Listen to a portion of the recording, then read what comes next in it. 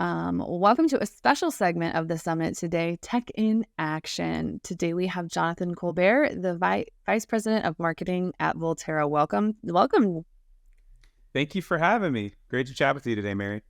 I'm pretty excited about this. We don't have a whole lot of time today, but we do get to cover one of my favorite things, which is electric vehicles and, kind of beefing up as charging infrastructure. Before we get too far into that, let's get some background on you and kind of what Voltera does. Yeah, so as you mentioned, I lead out marketing and go-to-market strategy here. What we do in a nutshell at Voltera is we will go out and acquire land, develop it, own and operate that land for zero-emission vehicle fleets. So everything from passenger cars and an autonomous vehicle fleet all the way up to heavy-duty trucks and even charging networks. If they need a portion of the site and they really want a partner that will handle the power, the land, the actual interconnect with the utility, we do that. We provide it for them, and then they can run their operations on site. So more or less, you're like, don't worry about the actual hard stuff. We'll take care of that. You just let us know what you need. We try. We really want our customers and partners to be able to press the easy button. So when it comes, speaking of that easy button, what is some of the easiest ways that you can get and start integrating zero emission vehicles or electric vehicles into a supply chain, whether you're a large shipper or a small little warehouse situation? What are some of the easiest ways to get that integration? Yeah, I feel like if you talk to any consulting firm or if you've talked to a big Fortune 500 company that is starting to do this or has tried to, they'll always say start with a pilot, right? Like pilot first and go out and procure your own charging equipment, handle all of the working with the local authority having jurisdiction, so permitting process, the utility process on your own, and then figure out what works. While I do think there's time and a place for that, if you really want to scale and scale quickly, so like if this isn't just like, hey, we're trying to figure out if we're going to do it, we really want to electrify, then I would say look for a strategic partner. And where we kind of fill that gap is for the types of fleets that know we are going to have a large amount of vehicles that are going to need charging. So we're going to need a large capacity or high capacity of energy. They can work with us. We will develop a site off-site from their premises that will allow them to be able to do that. So like we talked about before, we handle all of the hardcore development for them. And then in addition to that, for fleets, we do handle all the operations for them. So we strive for the highest uptime for them.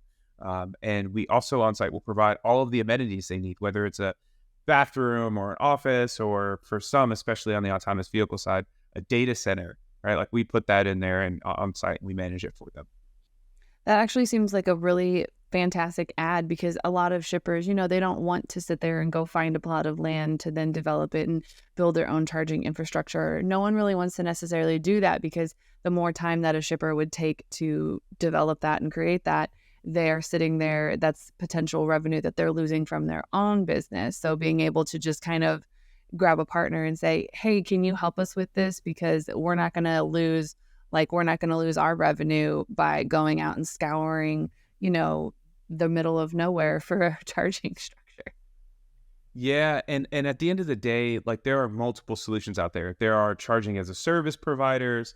There are folks that will help even to install on your site. But if you're talking a large fleet and wanting to scale, it's just so hard to be able to do it on site. And then, of course, all of what you just laid out, the complexities that come with developing. Yeah. Yeah, it's not necessarily fun. It's just one of those headaches where you're like, I got to get a whole team of people to do this. It doesn't necessarily seem worth it when I could get a team to improve my products and create more and drive more revenue. When it comes to, setting up these fancy charging stations, I'm going to call them fancy because I feel like they are.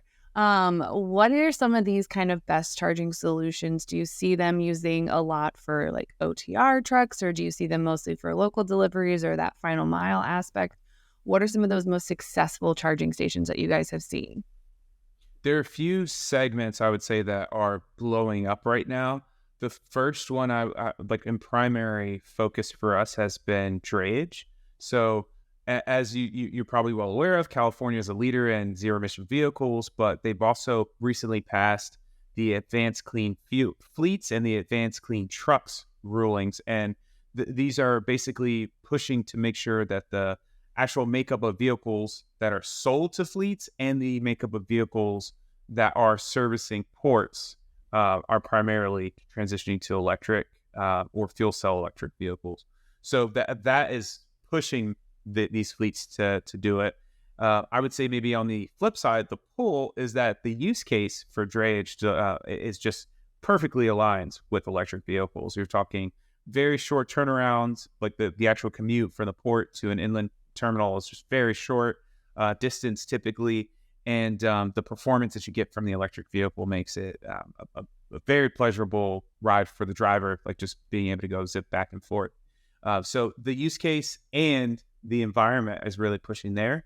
Last mile delivery, you're probably well aware. I think Amazon has over 5,000 vehicles in their fleet already. They want to be at over 100,000 by 2030. And that's near and dear to my heart. I actually, before working here, I previously worked at Rivian. And I'm excited every time I see those vehicles, those electric vans on the road. So those on in that regard, definitely seeing a lot of traction there. And then all the way down to passenger cars as well. Yeah, I didn't think about that drayage application because you're right. You're literally going maybe 20 miles each way on a good day. You're not going very far. You're just doing turns, and more often than not, those drayage trucks end up at a facility at the end of the day where you can plug them in and charge them up for the next morning. Yeah, and versus a truck having to drive 500 miles and hoping that there's a charging station in between there. That drayage is super easy because it's all that start and stop. It's not great for gas miles per gallon, which trucks are notoriously great at. Exactly. Yep. It's this weird, like, a flip side, right? Like, electric vehicles are so great in stop and go traffic and not as great as the long haul on the highway. Yeah. Oh, especially because it's Southern California. I'm not intimately familiar with it, but from what I've heard, traffic is, just one of the greatest things that ever happens, ever coming back and forth from the ports to inland to inland facilities. Mm-hmm. It's so true. So I guess when it comes to scaling, what's something that someone needs to know? Like, you mentioned the pilot program. So a pilot goes well. Do you immediately roll it out, or do you just roll it out in a small form? Like, where do you see people make the most mistakes when it comes to scaling up?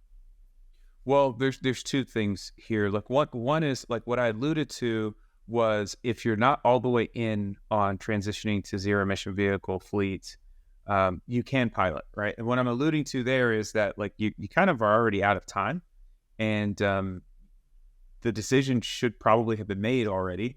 But if you are making that decision, here's what you can do.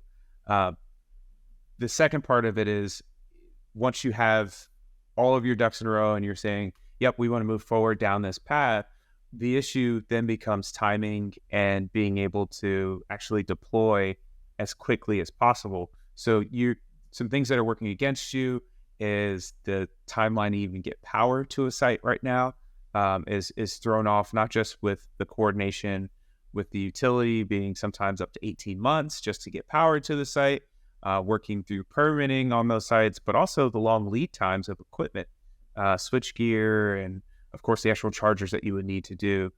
It's just, you have very long lead times right now, and these are after effects of the pandemic, but these supply chain issues don't seem like they're going away anytime soon.